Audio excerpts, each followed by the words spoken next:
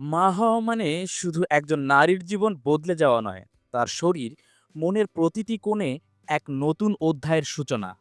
এই সময়ে প্রতিটি কাজ, হাঁটা, বসা, এমনকি শোয়ার ভঙ্গিও হয়ে ওঠে খুব গুরুত্বপূর্ণ।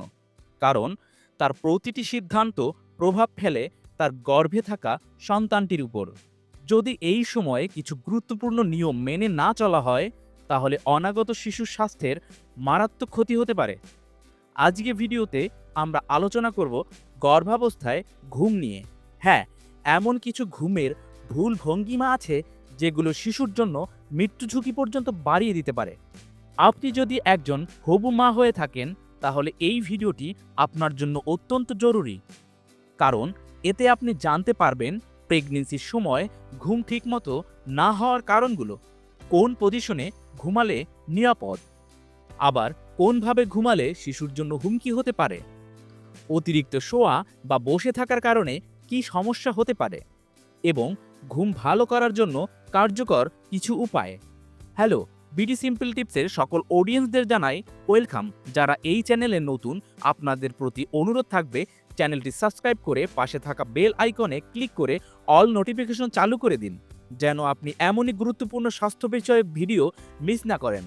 আমাদের ফেসবুক পেজ বিডি সিম্পল টিপসেও আপনি জয়েন হতে পারেন। ঘুম কেন এত গুরুত্বপূর্ণ? দিন শেষে শরীর মনকে রিফ্রেশ করার জন্য ঘুম অপরিহার্য। প্রতিদিন একটি পূর্ণবয়স্ক ব্যক্তির অন্তত 6 থেকে 7 ঘন্টা ঘুম দরকার। এই ঘুম না হলে ক্লান্তি, রাগ, অমনোযোগিতা ও শরীর দুর্বল হয়ে পড়ে। আর গর্ভবতী হলে এই ঘুম না হওয়ার প্রভাব পড়ে মা ও শিশু উভয়ের উপর। প্রেগনেন্সির সময় মানসিক দুশ্চিন্তা, হরমোনের ওঠানামা, বমি ভাব, ব্যথা, প্রসবের চাপ, এসব মিলে ঘুমের বিশাল ব্যাঘাত ঘটে।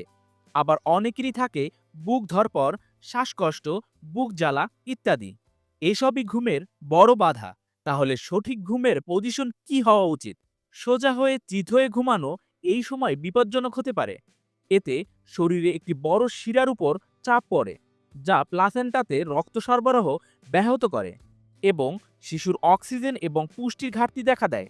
তাই 12 সপ্তাহের পর থেকে যতটা সম্ভব বাঁ পাশে কাত হয়ে শোয়া সবচেয়ে নিরাপদ বলে ধরা হয়। এই ভঙ্গিতে রক্ত সঞ্চালন উন্নত হয়, লিভারের ওপর চাপ পড়ে না এবং গর্ভের শিশুও স্বাভাবিকভাবে বেড়ে ওঠে। উপর হয়ে শোয়া তো একদমই উচিত নয়। এতে মায়ের শরীরের ভেতরে অঙ্গ প্রত্যঙ্গের উপর অতিরিক্ত চাপ পড়ে, শ্বাসকষ্ট হয় এবং শিশুর নড়াচড়ায় বাধাগ্রস্ত হয়। অ্যাজমা বা স্লিপ অ্যাপনিয়া থাকলে আরও বেশি সতর্ক থাকতে হবে। চেষ্টা করবেন বেশিরভাগ সময় বাঁ পাশে কাত হয়ে ঘুমাতে। মাঝে মধ্যে ডান পাশেও ঘুমাতে পারেন, তবে বেশিক্ষণ নয়। গর্ভাবস্থায় ভালো ঘুমের জন্য কিছু কার্যকরী টিপস: নরম আলো, নীরব পরিবেশে ঘুমানোর ব্যবস্থা করুন। ঢিলেঢালা ও সুতির পোশাক পরুন।